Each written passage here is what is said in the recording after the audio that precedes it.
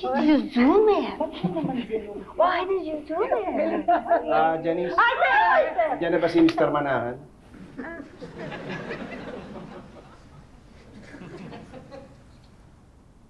Hoy! Ano kayo? Bakit kayo nakatingin sa punja ko?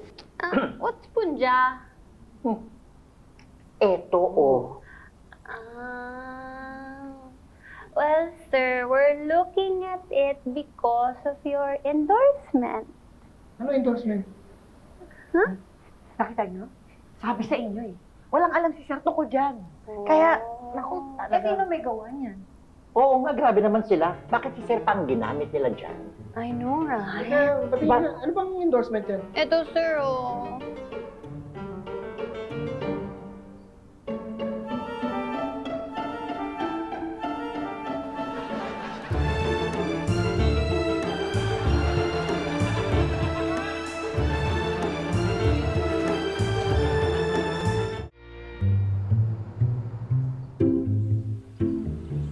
The baby! The baby! Oy! Hi, Maria! Halik ka, samahan mo ko. Hanapin natin yung nawawalang relo ni Sir. Ha?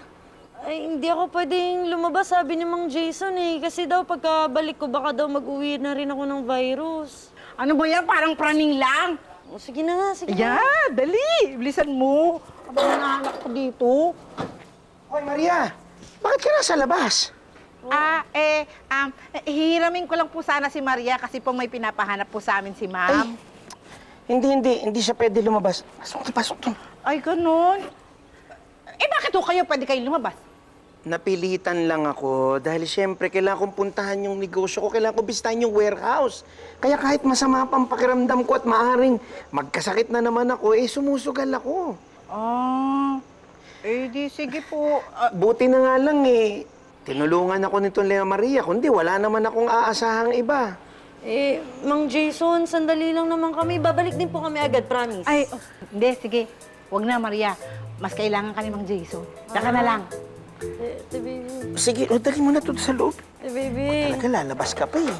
The baby. The baby. The baby. The baby. Pepito, my friend! I love this! What? What? Ikaw may gawa nito, no? I wish, but no. Ba't ako maniniwala sa'yo? Ikaw yung nagkukumbinsi sa akin na mag-endorse ako. Oo, pero I didn't ask you to endorse magnetic underwear or whatever that is. Pepito, my friend, believe me, wala akong kinalaman dyan. Tanong mo dito kayo, Tere. Ay, ba't ako?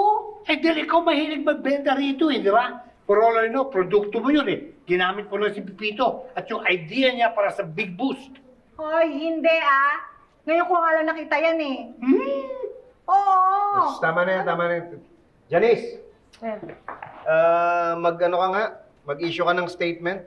Sabihin mo na wala akong kinalaman dito sa underwear na to. Sabihin mo ginamit lang yung picture ko dito. Okay po, sir. At saka Tere, since ikaw naman yung marunong dyan sa mga online na yan, hanapin mo nga yung supplier nitong underwear na to. Tapos alamin mo yung contact number niya, kakausapin ko. Sige po, sir.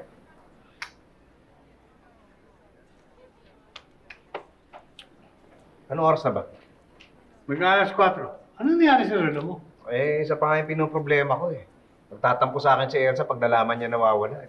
Nasa stress na ako tungkol dito. Ay, sir. Meron po ako ditong eucalyptus oil. Pampatagal po ng stress. Talaga? Uy, mabango. Thank you. Sir, 250 po yan. Baby! Ano yan? Nakita ba ni Patrick? Naku, Ma'am, hindi po. Naku, sobrang pusiging maghanap doon sa kusina. Akala naman niya, hindi ko siya halata. Pero tinignan mo ba sa garahe?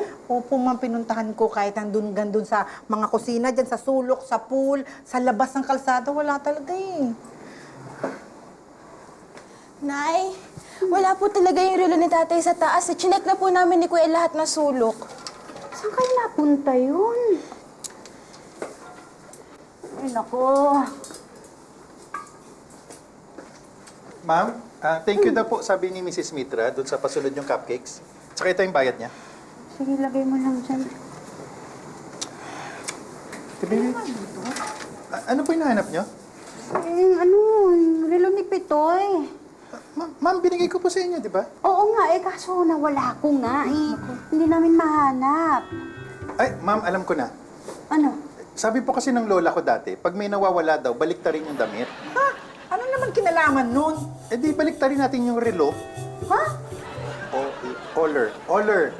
Oler. Yan. Oler. Baka nandyan, si Oler. Hanapin mo ng Oler.